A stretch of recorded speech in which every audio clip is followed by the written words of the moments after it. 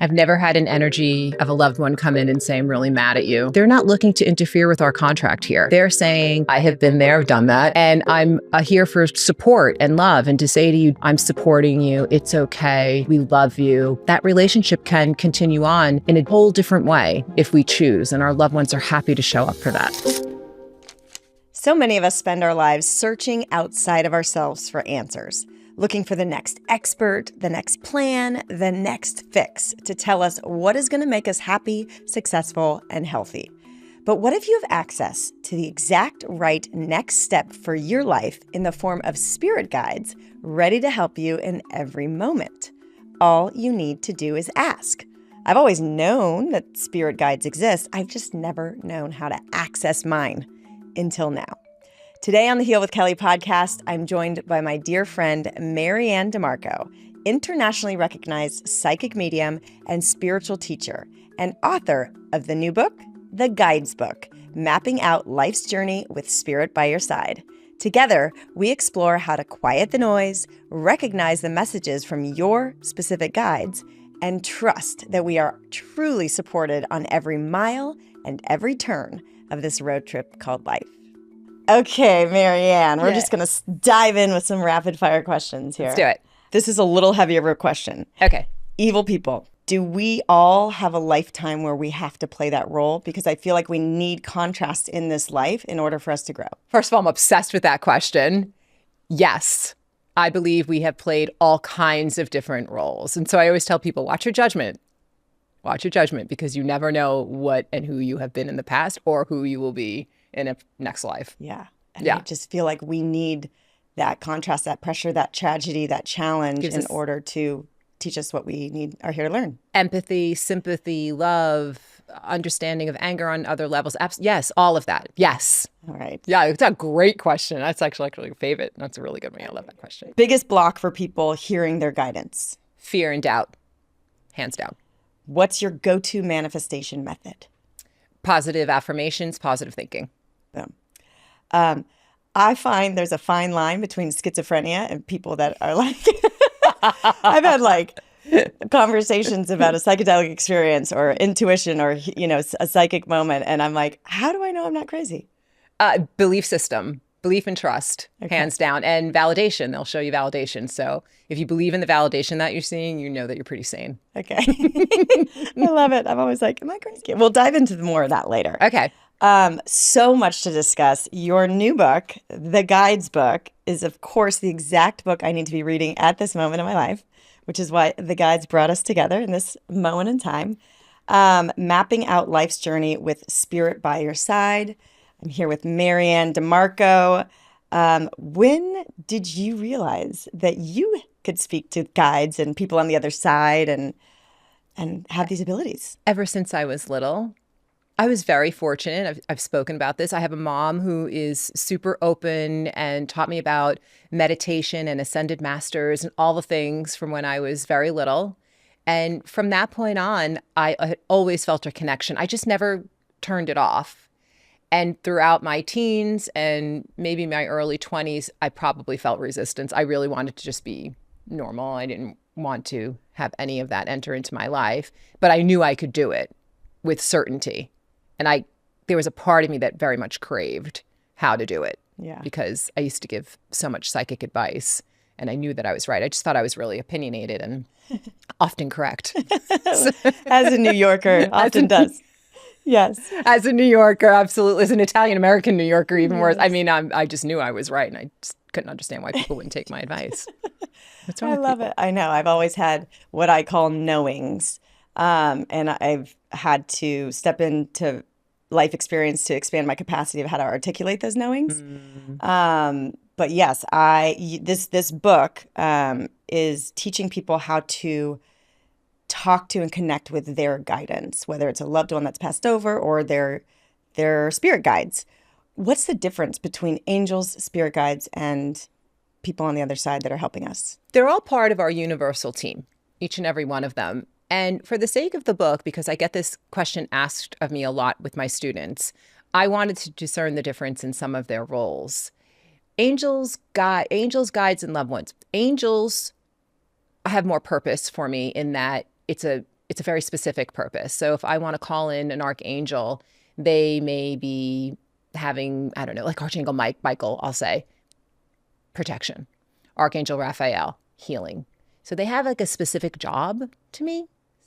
And then our guides on the other side are much more specific in direction and what they want to say to us. They're highlighting our higher self, our higher journey, what we came in here, what we signed up for, our service, all of these things. And they're trying to highlight that for us. They're trying to have us hear that higher story. And through the breadcrumbs that they leave for us, they're asking us to co-create along with them.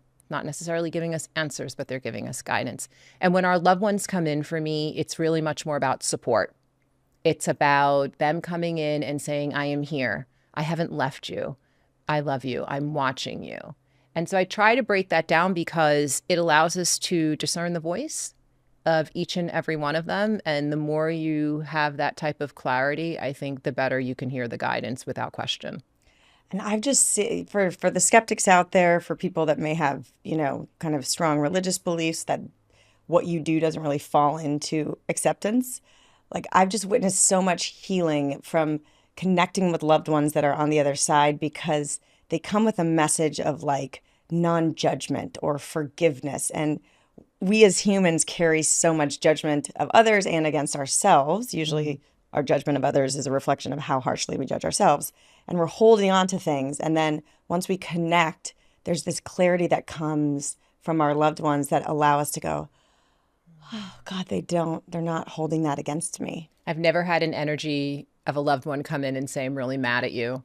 I'm still ticked off. I can't believe you did what you did. They've lived their life.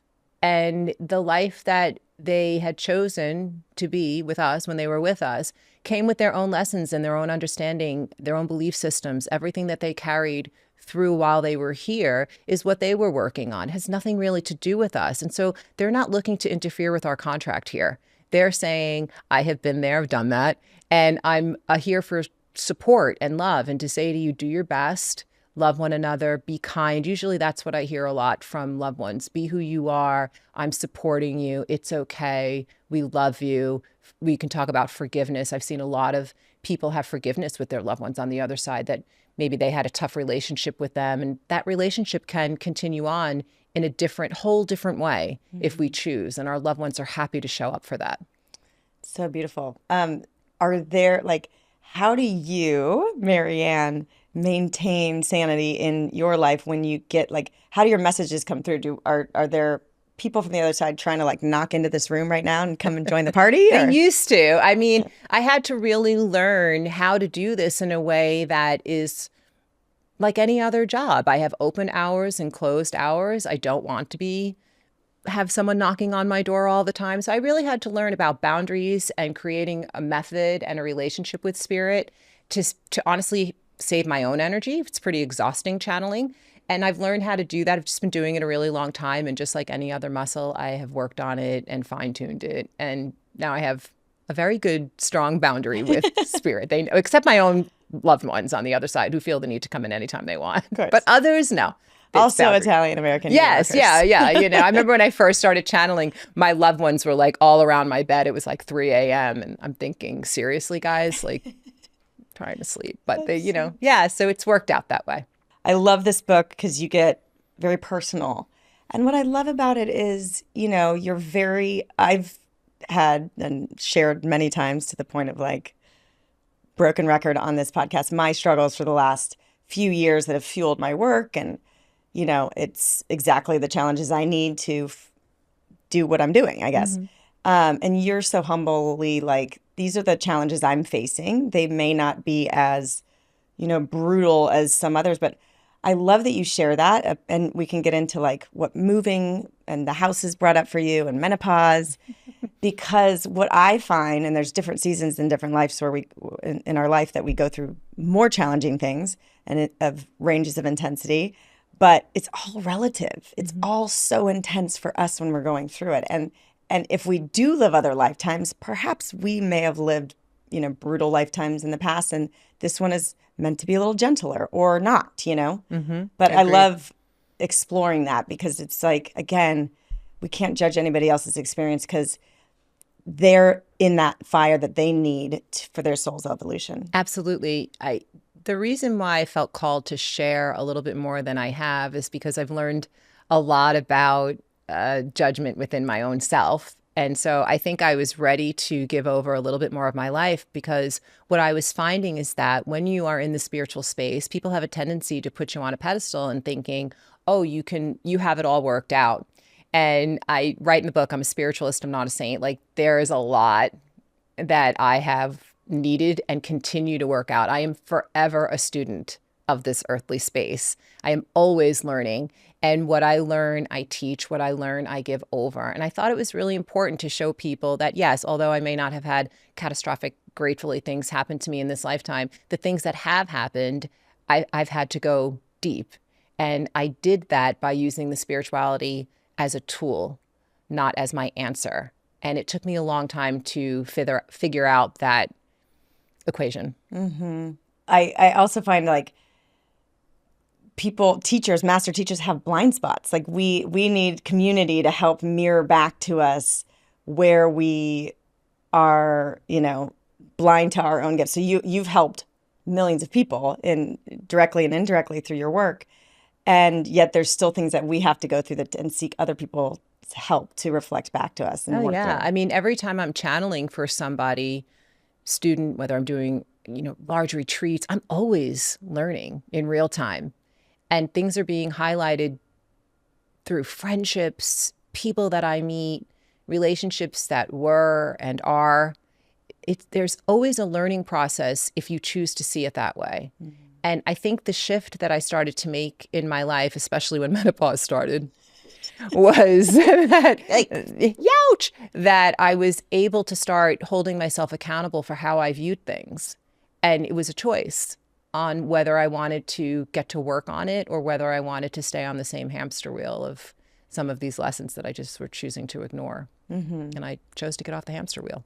I love it. Yeah. Our guides help us along the way. And I am ready to now, I think I've always romanticized this connection with guides. So I've made a bigger deal or made it a bigger process than it has to be. And you're just like, no, it's casual. And so you give these exercises in the book to help us hone that skill. Mm-hmm. But just basic 101, how do we connect to our guides? Can we at any time connect to our guides?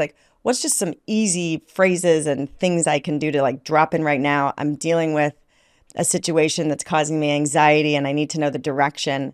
What would you recommend? The way you just said that to me is exactly how you can present it to your guide. Okay. Hey, I'm in a really tough situation right now and I'm ready to listen to you. I'm ready to say yes. If you show me the signs, I will say yes. I always say this to my guides. Here's how I'm feeling. I would love some resolve here. And if you show me the way, I will say yes, because they want to have a conversation with us. You can do that if you want to build an altar and do it in a very formal way and, burn candles and do all the things. I've done that as well. Sometimes I don't have time for that. So I'm just speaking to them real time, just like I'm talking to you. And I'll ask them, are you there? Yes, of course, right? But what is it that I need to know in this moment? And that is one of the most powerful questions I've learned to ask them. What is it that I need to know in this moment, right now? Because what that does is it takes our brain out of it, of what we think we need to know. And our guides are happy to come in and relay the information over, whether we are able to hear it through our clair or see it or feel it, or whether we're getting that information on repeat through others. Common themes, repetitive conversations could even show up on your newsfeed, some of the guidance, right? Yeah. And you just have to say yes. That's the co-creation part, is that we have to recognize it and acknowledge. And I think a lot of us get confused between whether it's the ego or this. I love how you describe in the book the mosquito entered that anxious, that buzzing at me. Yeah. And so talk to us a little bit about that, because I think we all have that voice of those thoughts, and then how to go swat that away. You're not the truth. You're not the real guidance. And then tap into the right. Yeah, when they're buzzing at me, write a book, write another book, and I'm going, no, and then someone will come to me and say, have you ever thought about writing a book about guides? Oh, you know what I would love? I'd love a book about guides. That repetitive theme, that's them. They're happy to haunt us in that way, in a very good way. They're not trying to be cryptic.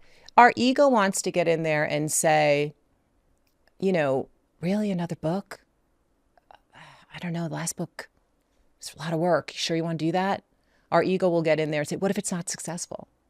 What if it fails? What if no one likes the book, right? What if you don't sell it? And all of those things come into play because it's human nature. That's who we are as human beings. So the doubt, the fear, that ego, it's just there to protect us. So I started to learn to say, all right, I recognize you. I've written about this in my other book too. They're tricky. I get you. Thank you. But I don't need you to do that for me. I'm going to say yes anyway, or no, right? I'm going to trust my initial thought. And the initial thought, even though that mosquito is annoying me, is I know. I'll write it. Yeah. Your inner knowing knows. It never lies. Yeah.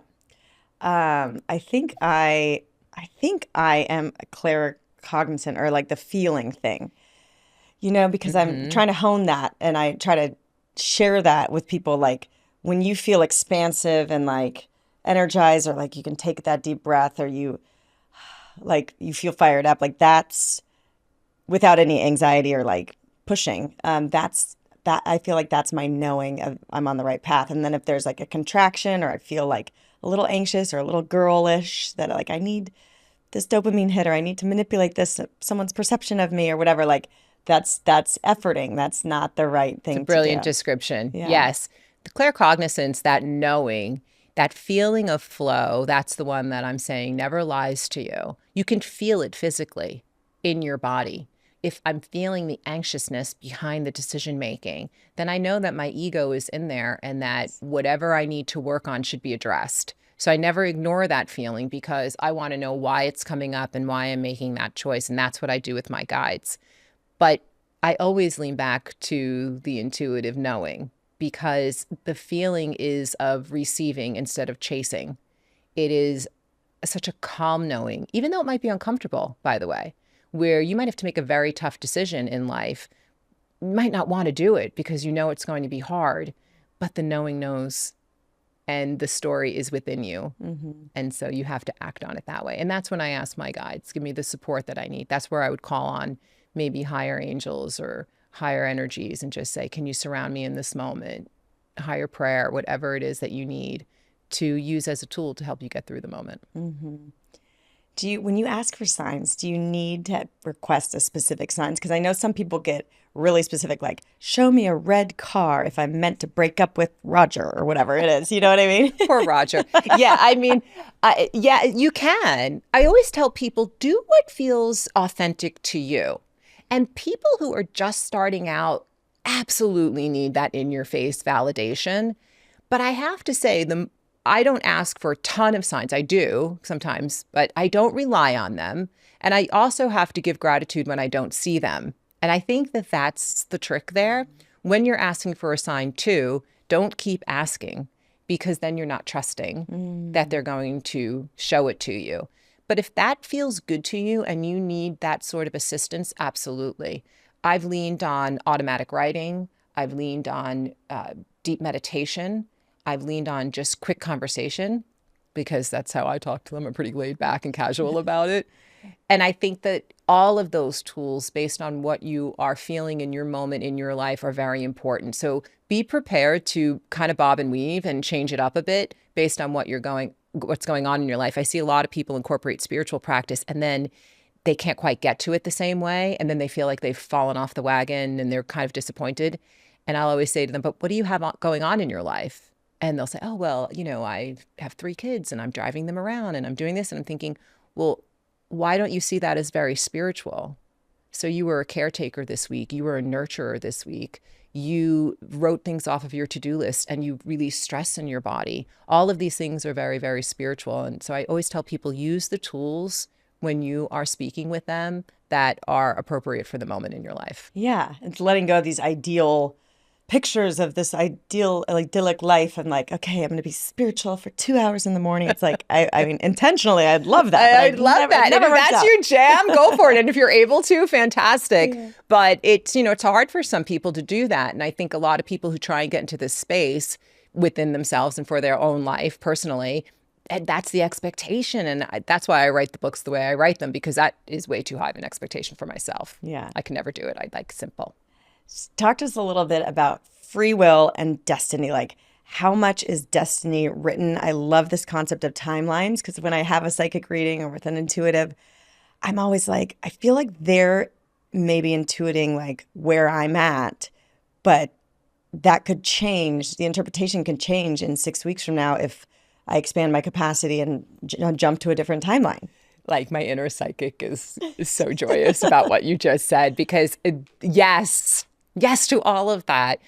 When I'm reading somebody, I am always reading usually in the highest form of their most greatest timeline for that moment. Cool. And because of free will, and because energy can shift, and because you have contracts with other people that could affect what's going on in everyone's life, you, them, all of it. Yeah, that can shift and change. And so with timelines, you have to marry up. Here's how I look at timelines, because I'm just starting to really work with them deeper. I've realized that your most powerful and highest and truest authentic voice leads you to your truest timeline. And that if you always keep that with you, it really doesn't matter kind of how you navigate it otherwise or what comes your way. Your answer is always consistent in your energy. It's the same energy answer. I will meet this with my highest self. I will meet it in its best form. I will meet it with gratitude. I will acknowledge my anger. I'll acknowledge all the other things that maybe aren't serving me. I'll understand how to release or get deeper with it, whatever is being called to you. And to me, that's some of the most incredible and most productive work that I've experienced in the spiritual space and for myself. That's why I write about it in the book, because I was just floored through meditation and through dream state, how my guides were showing me decisions that I made, if I didn't make them, that I would still be feeling the same thing I felt in that timeline. Yes. Insecure, competitive, people-pleasing, all of these things. And they were happy to highlight the difference and show you the difference. So you can always do that type of work with your guides. And I find it fascinating. It's so fascinating. Yeah, it's so cool. I struggle with trying to crack the code on, I'm a big manifester. I know Gabby Bernstein's like the superstar in that regard. She's the most badass manifester I've ever met. I always tease her about it because she's so good at it. I know, it's amazing. And like, when do we know when to like let go of something that we are sure we want? Or perhaps it's like we've been working at this thing and it's not happening, so we're impatient. Like, how do we dance knowing that this is going to happen? Like, I'm in this big creative mode right now of this company and this next film project and everything. And of course, the timeline is not happening as fast as I want it to transpire. And also, I'm in this deep knowing and flow that like, oh, the investors are already here. They're aligned. The money is here. The projects are done. Like, I know that, but I also want to I want to be at the finish line already. Of course. You know? Of course. And there's nothing wrong with that. First of all, a lot of green lights around that project, by the way. There's nothing wrong with being ambitious and having tenacity and wanting to succeed. I don't think there's anything wrong with that. I think we have to remember, though, to surrender over to that divine timing. That's where we get ourselves in trouble, because we're just used to keeping a schedule. And if it doesn't happen in a certain amount of time, am I then not successful at it? Is it not going to happen? What I learned to do is set those manifestations and forget it. Here's my intention. Here's what I want. Here's what I see and feel to be true, by the way, because your guides are highlighting what you wrote up for. So it's coming from somewhere. And then go back to the now. What can I do in this moment to continue on to help this manifestation come into fruition? I trust that I'm being divinely protected and guided, and that's why I'm going to trust divine timing. And you could do it with an eye roll. I do. I'm never happy about it. I'm like, fine, I'll wait. But there are some manifestations that I set into motion 5 and 6 years ago that are just now coming to fruition. And I have to say, I set them and forgot about it. I really, really did. And it wasn't until recently I said, oh, wow, there's a lot that's happening right now that I wrote down and felt the need to write down, because I just felt like it was part of my story, without ego, just felt true to me. Amazing. And here we are. So my advice, let go of the divine timing. Yes. And, I'm sorry, let go of our timing and trust divine timing, because it's probably the most freeing thing you could do for yourself. I And know, with a big sigh. okay, MaryAnn. Yeah. Science shows us that when our nervous systems feel safe, our bodies heal faster. But so often, we're living in stress mode, running, pushing, doing, worrying about what's going to happen in the uncertain future. And our bodies never get the chance to rest and repair. That's why I love my Therasage tools so much, because I can stack detoxing while also catching my breath, regulating my nervous system, and basking in the stillness of a self-care break. Whether I'm lying on the PEMF mat or using the infrared sauna, it gives my body that message: you're safe now, let's heal. It's more than detoxing. It's nervous system support on a deep, deep level. And because everything they make is designed with such care and integrity, I know I can trust it. I truly feel safe. If your body has been craving that exhale, that reset, I cannot recommend Therasage enough. And Therasage is offering 25% off for our Heal with Kelly community. Just use the code Kelly at checkout when you go to Therasage.com. That's Kelly when you go to Therasage.com. Another thing that's been top of mind and experience lately is knowing something is not right for me, or knowing that it's just a chapter or whatever, and like really knowing that, like, air quotes, rejection or not working out or failure or whatever is redirection and protection. It and is. also like not being able to let go of the ego gripping of it. You have to get to work with that. Yeah. Why is this still so important to me? Why do I understand in all parts of my body that this no is correct, but I can't seem to get there? And I talk a lot about feeling competitive in my life and comparison syndrome, and me comparing myself to other psychics, other people in my field, whatever, and always feeling like, gee, am I not good enough? Am I not getting there for a reason? I had to really go deep and understand, where did that start? And I talk about asking your guides: who, what, where, when, how. Who gave this to me in the first place? How did it start? Why do I still feel that way? Whatever questions come to you. I started to get really curious about this, because when we are repeating themes in our lives, those are contracts. We came here to work on it. So I started to choose to work on some of them. And that one was really something that bothered me. It was very good at giving over love to other people that I saw. I mean, it had nothing to do with them, but a lot to do with what I was carrying, and I wanted to let it go. And so I had to get to work on it. So it's a wonderful, if you look at it as an opportunity, you then can release it. And what's beautiful about that is that you then put you place yourself in a space of accountability, and it's so freeing. It's such a relief to say, oh, this is on me. Let me figure this out.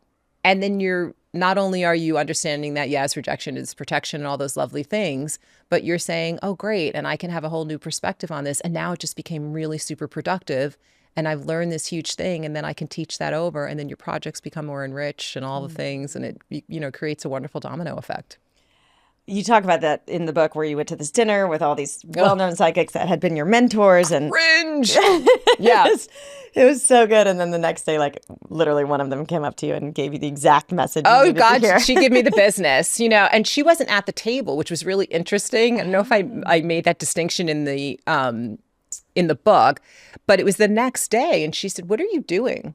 Like, why are you shrinking?" She had me like, she did a good job. She had me red, but it was really great. These people were wonderful, lovely people. I was happy to be with them. And it was not about them. And I laughed about it when I got back. I'm like, I know, enough of this, enough of feeling like you need to shrink and that you're at the cool kids table and you don't belong or something. It was ridiculous. And I was really grateful for the experience. And I was grateful to be around such lovely people that made it so easy to see. And I knew, obviously, that it was me. And it was an opportunity to expand your capacity and touch on, like, your worth and your value that had been left back at the cool kids table. It sure did. High school. Yeah. And I had to get to work from, like, when I was younger and, just being in junior high and high school. And it really took me back to those days of, feeling not enough for whatever reason. And I was able to get to work and release that. And I have to tell you, that was about 3 years ago. And the changes that have taken place within myself and even in my work, you'll see the expansion, the validation is right there. It's incredible. That's amazing. I know, but you had to become aware of it. I did. And Yeah. then Just like face everybody it. else. I told you, Yes. no one comes out unscathed. So Yeah. just like anybody else, I have to sit there and say, all right, what does this mean? I don't want to keep doing this to myself. It was annoying me. Yeah. When I start to annoy myself, I know my guides are like, why don't you just, work on that instead of continuing to annoy yourself? That's exactly. I've been annoying myself, my best friend, who I keep talking about this issue Yes, over always and over. the best friend that, my She's poor, like, rolling their eyes like this again, my God. Yeah, it's important, but it's a wonderful tool and Yeah. it's very, very freeing. And then, of course, I get to teach it and write about it. So, yay. And that it just back to the timeline thing. It's like I have these big visions for my life. I also have work that potentially could have a bigger and bigger impact on people. And yet I still have these insecurities that are stuffed way down because of these experiences back in the day. And I have to be thrown into these experiences in order to expand my capacity for my nervous system, for my self-worth, for my connection to my guides and clarity, and without those, we just would never line up with this vision that we have for our lives. I kind of feel like it would be such a boring trip. The book's written like a roadmap, like a trip. And it's sort of, I thought about it, why they presented it that way to me. And, I love a good road trip. I literally do. Like, I love getting in a car and taking a long road trip. And I love seeing everything. I like stopping at pit stops along the way and, I don't know, taking the scenic route. And I thought, well, why am I trying to manifest the end result all the time? Why am I not sitting here saying, look where you've been, look where you're going? Yeah, but look around you right now. And how can you learn and teach this in a whole new way that feels way more productive than the way I've done it in my 30s and in my 40s even. Yeah. And as you're saying that, I'm like, okay, the goal is to be so secure in yourself that I no longer want to seek outside validation, right? Good luck with that. We'll see. And then I'm like, but like you said, like we are students, we're going to be learning till the day we die and beyond when we come back again. But so the journey is like that present moment. If we can stay present on the journey, enjoy the people that are in the car with us at any given moment.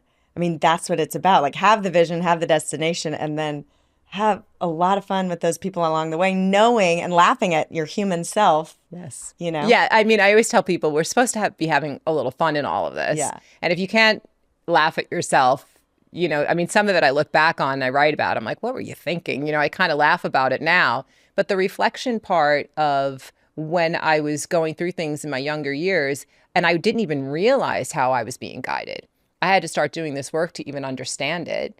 And then so I learned from reflection, and then it brought me back to present. And then when I'm manifesting, it's fun to go forward and manifest and talk about it. I always tell people dream big and then even go bigger and let the universe know exactly what you want, but return back to the now. Yes. And let it all just unfold, because they'll show you how it's supposed to unfold in its most greatest form if you trust them enough. They'll show you a better story. That's the thing. Like I said, I just had to go through this experience to expand my capacity. But a week ago, I was in a different capacity. And so just in that, we can't conceive of something greater if we're not in the capacity to do so. Agreed. So what's the best language to use, or what's the best like affirmation or mantra or something to get us out of our limited thinking and go beyond what we think is possible? I trust that all will be revealed, and I trust that I am worthy of that story. You can just say it. I am ready to see my bigger light, my bigger story. I'm ready to take my seat at the table, and I will say yes. I'm taking my seat at the table, actually. I'm well within my manifestation. It's already in progress, and I'm excited to see it be revealed.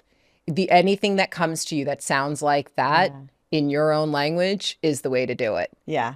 Just tell them, thank you. Yeah. Gratitude is a wonderful opening to your connection with spirit, and saying to them, not only am I grateful to be here as a human being, but I'm grateful that you're with me. I'm along for the ride. And I say, yes, these are wonderful. It's like you're talking to your biggest cheerleader on that other side, who's got like all these connections. Yeah. And they're happy to open those doors, but they're also that friend that's like, are you going to walk through? Yes. So you have to say to them, yeah, let's walk through. Let's do that. And then it becomes fun. And I always tell people, look, I write about things in the book that were incredibly heartbreaking in my life. It is not always a good time, but there is something about always being aware that there is a power within you and above you and around you. And within that, I hope that you can also lean into deep areas of comfort in your darkest times. As you're talking, I was like, the words that I've been using are God, show me how good it can get. Just show me how good it can get. Beautiful. That feels good. Love that. Yes. And then this woman I had on the podcast, she has this whole trauma process, and she helps guide visualization through the words, just imagine. And when I say just imagine, I smile, my soul lights up. So between just imagine and then like imagine what I want, and I'm just imagining. There's no pressure. It's freaking amazing. No pressure. But it lights me up. And then I'm like, okay, God, show me how good it can get. And I've been doing that for probably the last month. And then a circumstance just happened where I'm just like in awe of how favorable it's been.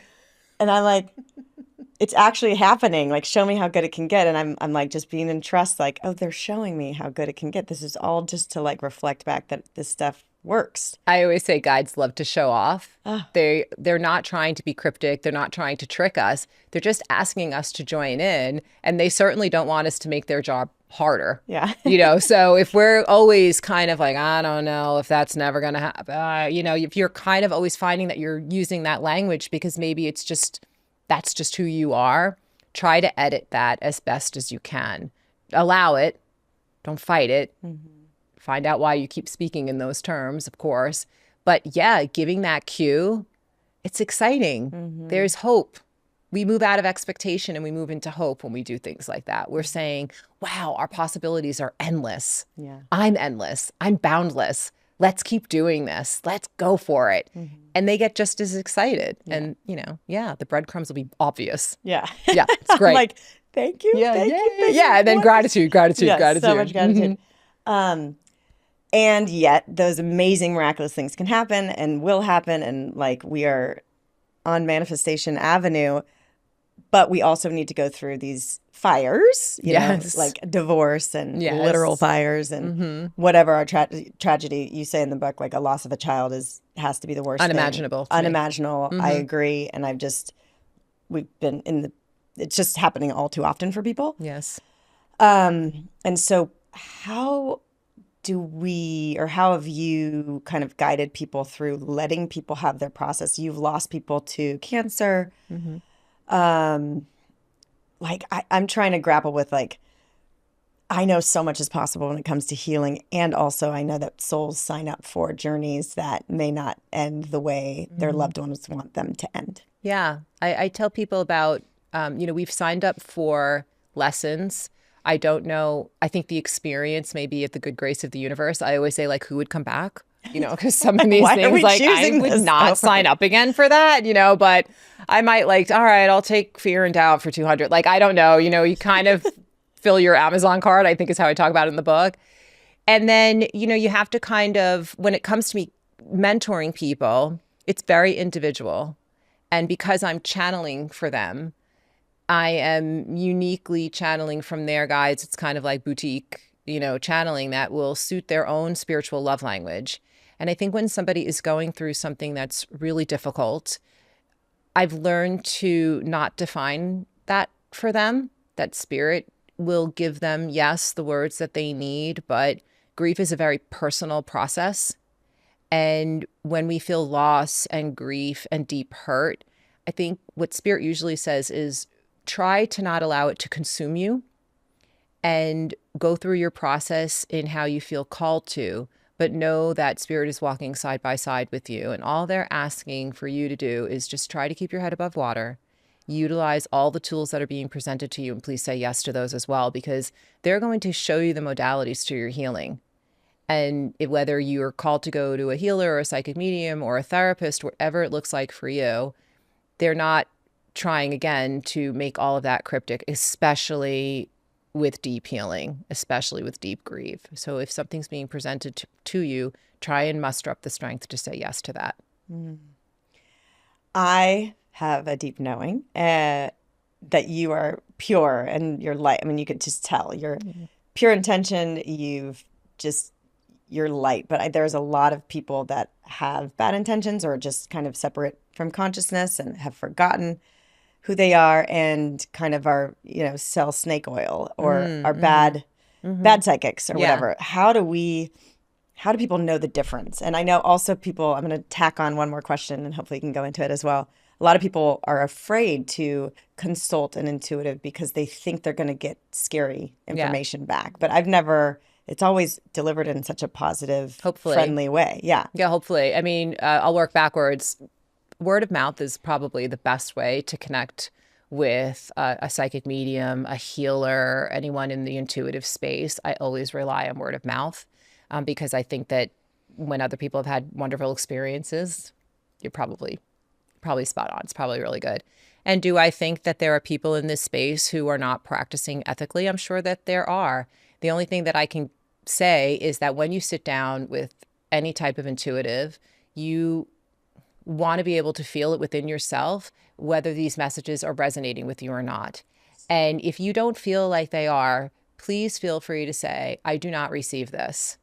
This is not for me. I actually am not going to receive this and end the session, because I think that is puts the power back in you, and it also exercises your boundaries. And what I teach, my other book, Medium Mentor, I teach about delivery. And I think that if you're going to be a psychic medium, you have to ask yourself, why do you want to do that? What is your intention behind that? Because there is a performative, unfortunately, there is a very performative thing that comes along with all of this. And to buy into that can be very dangerous for not only yourself, but for the individuals that come to you. It's not a performance. This is an ability. And it is not from me. It is working through me. And I talk about delivering messages with care, concern, and compassion. And when you receive a reading, you want to say to yourself, did these messages serve me? Is it serving me right now? Because to your point, some people can be very afraid about the energy that's going to, or the messages that may come through. And so you want your sitter to feel really safe and in a good space. And I hope that I've done that. It's very, very ethically important to me. And that's why I've moved to teaching, quite honestly, rather than readings, because I want people to go out there and say, I'm going to deliver messages that will serve and will be for the greater and the most highest good, whether they're doing it for themselves or for others. Yeah. Yeah, it's really important to me. I'm so glad you asked that question. Yeah, it's just so true. And so many people with healers and intuitives. And thank you for recognizing my intention. Yeah. I appreciate that. Thank you. I mean, I know stuff, and that's something I know. Thank you. Vouching, guys. Thanks. Word of mouth right here. Yay! And it was so funny as I was preparing for this interview, my friend popped into my mind. She comes from this very traumatic childhood. She has clear psychic gifts that she has never worked with. Mm-hmm. And we kind of have fun with it, but she also is like riddled with anxiety. And so I had like a clear message for her. I was like, because I connected her with this person that's going to help her do some healing. And then I was like, after you finish that, I want you to look into MaryAnn's work, because I feel that you honing and knowing how to work with your gifts rather than be at kind of the disposal of spirits connecting with you and people that have passed on. I'm like, that's like I'd be anxious too, you know? Yeah. And she was like, it resonated with her. So I'm so glad. Yeah. A lot of psychic mediums we're all empathic. We're all psychic. Every single one of us have psychic abilities. Every single one of us can connect with our loved ones on the other side. But those who feel called to deliver messages for other people, a lot of people have anxiety. It's a collective energy just building up. You don't realize how to interpret that.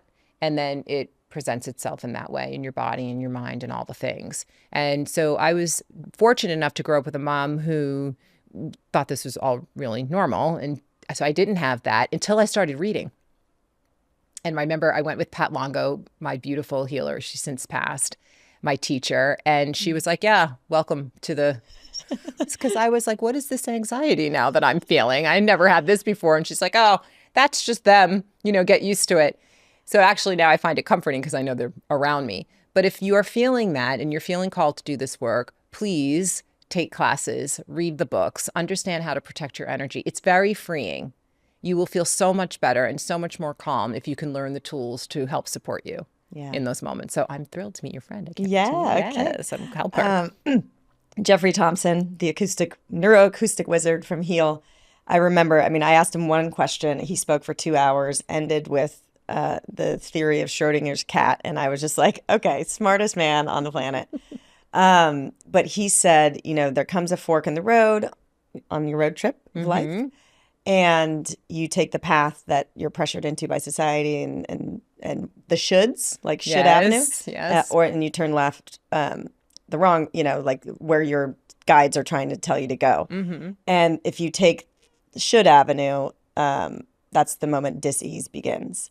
And so that's like... it's a wonderful way of looking at it. know, and I know healers who, were exercised as children because their parents were very traditional and didn't know what they were talking about or doing, and it was scary to them. Yes. And so they suppressed their gifts, and then later in life were suicidal, and then had this awakening, and now are like healing people all over the world. Wow, Same incredible. with like gifts that bring so much anxiety because you don't have to do them. So I'm just backing that up. If someone is feeling that maybe they took Should Avenue and they have these gifts, maybe honing them would bring them back into a state of ease and flow and alignment. I love that. Yes. And thank you for that. It's, recognize the body doesn't lie. And so I always tell people, please pay attention, because I have had people with chronic illness and all these types of things that have entered the body. And I think it's because they haven't been able to release what is going on in their body trauma-wise or what they've been through in life. Yes. And some of them do not know how to allocate these abilities in a certain way. And so you want to work with practitioners, of course, and you want to work with therapists and healers and all the things, but you want to have a collective understanding of what is going on. And that might take some time. So we want to incorporate patience into that. But if you're acknowledging it, you already start your healing. The minute you say, I see what's going on and I'm ready to figure this out, you are in the process of creating a timeline of healing. Yes. And it might take a while, but you will get there. You will get there. Yeah. Gonna switch gears just because you talk about it in your book, and you gained a ton of wisdom from this stage in life that so many of us women are entering. I'm already sweating. Am I having a hot flash? Can we say it? Oh, yeah, I clearly am too. 3 top wisdom learnings from your chapter of menopause. Yes. Or just anything you want to share. Authenticity. Yeah, authenticity. I think authenticity is probably the biggest thing that I've learned. Forgiveness of self. I've let go of a lot of shame in my life. And I allowed myself to lean into spaces of confidence that I never knew existed. I think that is probably the biggest and most greatest and wonderful thing that has come out of this sweaty experience. But, I think I had to find a lot of forgiveness to my body. I had to find a lot of forgiveness in how my mind was working and everything that was coming my way. And I started to change. It really helped me change my perception of how I wanted to look at this next stage of my life, and how I wanted to look at all of the stages of my life too. And I started to see these things with far more affection than I ever have in my life. And I think it just brought me to this really cool space of wisdom. I also don't care a lot about what people think anymore. I can't wait. Yeah. These are the things we can look forward to. I'm telling you. Well, there's so much talk about menopause. Thank God now. I mean, women are really coming out. And I think that there's a lot of talk about what the body goes through and the weight gain and all these things. And these are very real things, and the brain fog and recognizing it, not just outside of hot flashes, which has been incredibly helpful to me as an individual. But I started to realize there wasn't a lot of talk about all of the really cool stuff that comes along with this age.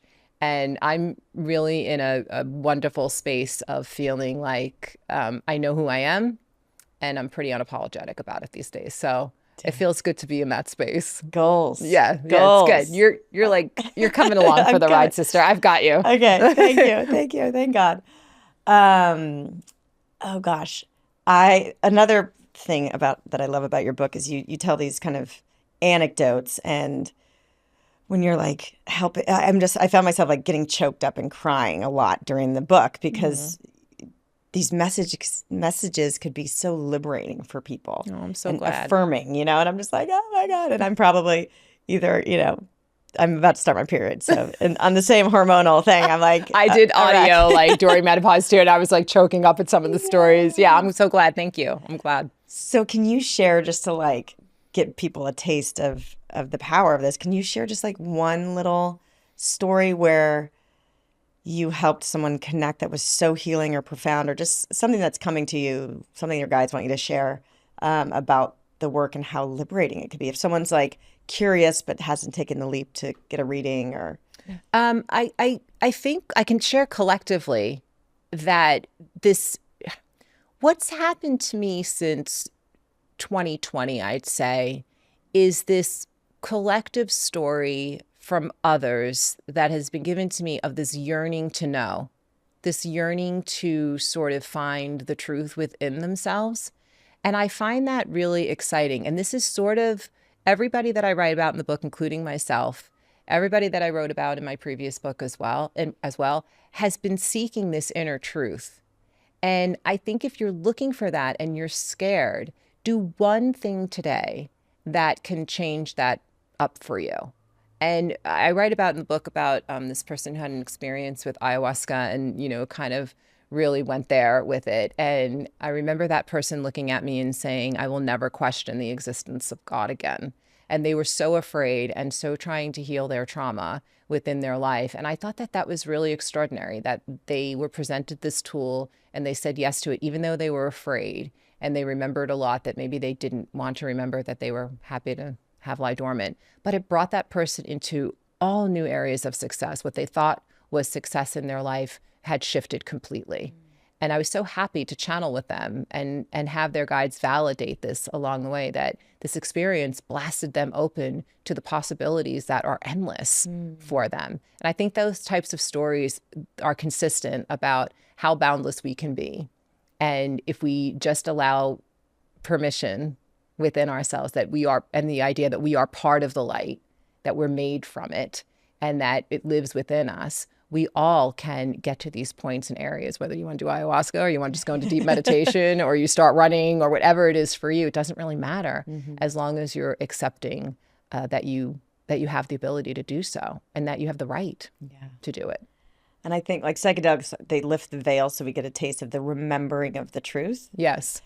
And you made a joke earlier about like, why would we come back here? And I often am like, what the hell is this all for? I just want to bask in the love juice and like be on the other side again, And I think, when you're, and this is my philosophy, I know that everybody has a different version, but like when I heard Anita Morjani's story, and she has a near-death experience, and she kind of joins that oneness energy and source energy, which is love that cannot be described in human words.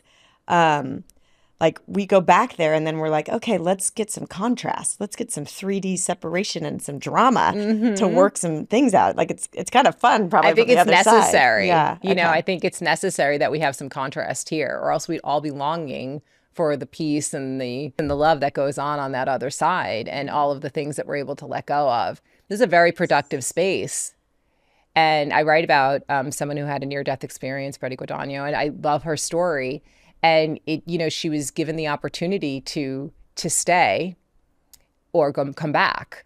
And you'll read about why she came back. But basically they were like, you're just going to have a redo of what you're experiencing. So you might as well continue on instead of starting all over again. She wanted a whole new life. And they were like, no, you're still going to have to work on everything that you have going on now. And she was kidding me. Yeah. So to your point, like from the beginning, full circle, we come back, we learn, we've lived all types of different lives. And I think that when we understand and respect the space that we're in, this it becomes part of the divine process. I'm not afraid to die. How I get there, it's at the good grace of the universe. Yeah. But I've learned to appreciate this space way more than I ever could. I think with working with them and what they've shown me, I think it's really cool why we're here. I'm not quite sure. But the only thing I can say is that I trust the divine plan. And I think that we are here to learn, and that it directly affects our soul's enhancement. And, souls show me themselves being very productive on the other side. Our journey doesn't stop. And there are things to do there. Okay. And I think it's a beautiful interaction that we're having with each other. Amazing. Beautiful dance. One last question, just because I'm curious. I have a very dear friend who lost a parent very young, and I've introduced them to this world, and they've talked to various mediums and stuff, and they've never really made the connection with that family member. Okay.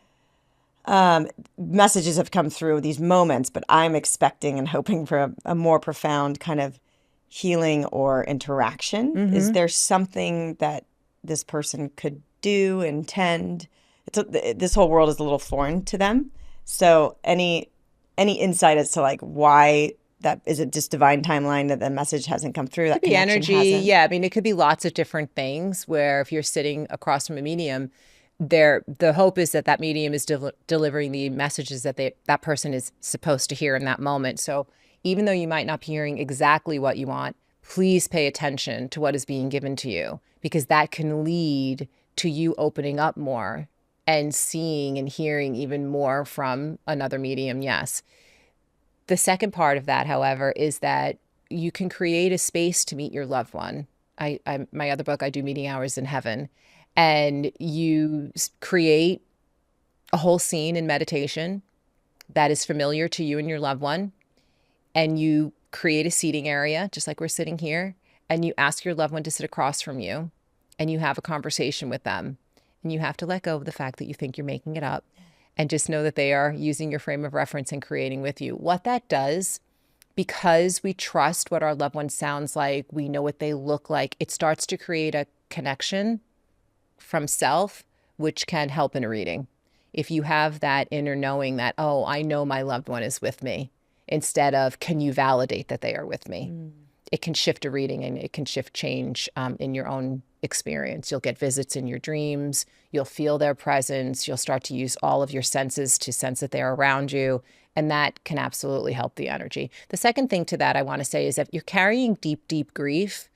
Sometimes it's hard for that energy to come through because grief brings us to a very low vibration, rightfully so. And they're trying to lower their vibration and meet us, you know?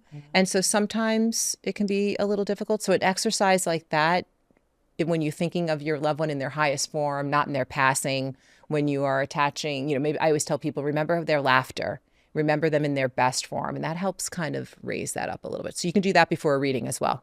Oh, that's so great. Yeah, it's not personal. Yeah. Like I want to yeah. say, like, your loved one's not trying to, you know, not come through. It's just, sometimes it's just an energetic thing. It's okay. They're still around you. Yeah, totally. But these little tweaks are Little like tweaks helps. Yeah, it can help. close, bridge the gap. Yep. I could talk to you for literally days and hours. Same. But so I think, and I've been saying, like, healing is remembering our divinity, remembering that we are powerful, and also, like, we need the teachers. But the time is now, and maybe from 2020 is like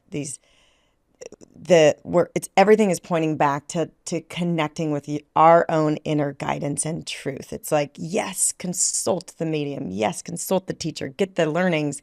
But then we've got to run it and start to hone and attune to this guidance system that is in our body and in our universal team. Yes. So this book is so timely for myself and everybody listening. And where can people find your work, and where can people get this book? They can go to MaryAnnDiMarco.com, find out all about where I am. I teach retreats and I do mentoring.